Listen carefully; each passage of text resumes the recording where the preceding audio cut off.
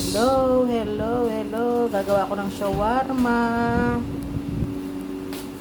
Ito, basbusa. Sweet nila, sweet. Tsaka, ito. Ito ang kanilang hapunan. O hapunan, ewan ko, hapunan o merienda.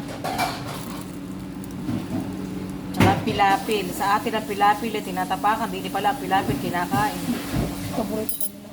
Paborito nila yan. Pilapil. Pilapil, pilapil. Ba't napasok ka pa yata? Dun sa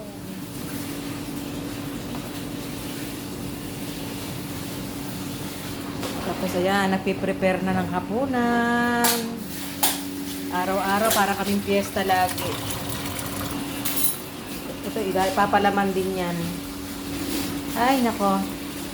Busy today. Thank you guys.